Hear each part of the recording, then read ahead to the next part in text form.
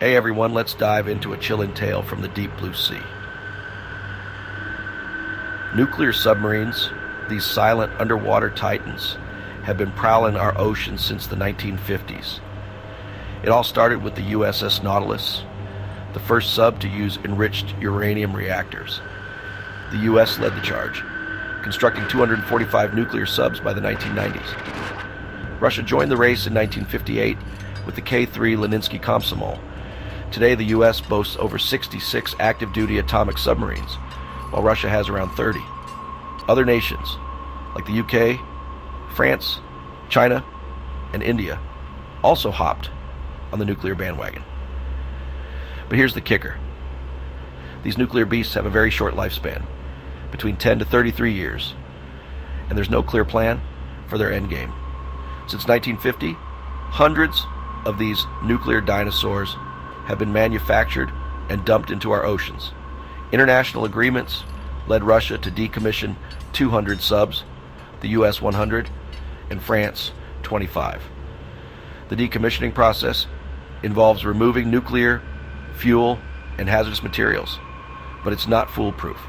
The Cold War era saw numerous sunken subs, now rusting away and leaking radioactive materials into our oceans. The USS Thresher sank in 1963, claiming 129 lives. The USS Scorpion followed in 1968, with 99 lost. Russia's K-8 went down in 1970, and the K-278 Komsomol in 1989. The Kursk tragedy in 2000 took 118 lives. These underwater tombs are hazardous, leaking radioactive materials and decaying human remains. On land, places like the Hanford site in Washington stored decommissioned subs, but these sites are ticking time bombs.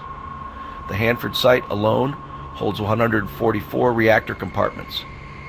Russia's K-3 graveyard is similarly packed.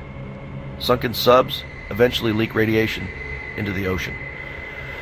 The K-278 Komsomol shows radiation levels 800,000 times higher than normal. The K-159, which sank in 2003, will be radioactive for millennia. These vessels contain radioactive isotopes like cesium-137 and strontium-90 with 30-year half-lives. Models predict higher cesium levels in cod and other marine foods we consume. Could those skinny, starving polar bears have leukemia from these leaks?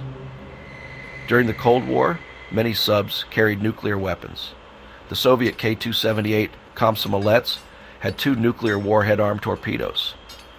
The American USS Scorpion had nuclear-tipped Mark 45 torpedoes. These sunken subs pose severe environmental risks, leaking radioactive material that complicates salvage efforts. Nuclear submarines use pressurized water reactors, PWRs, with enriched uranium as fuel.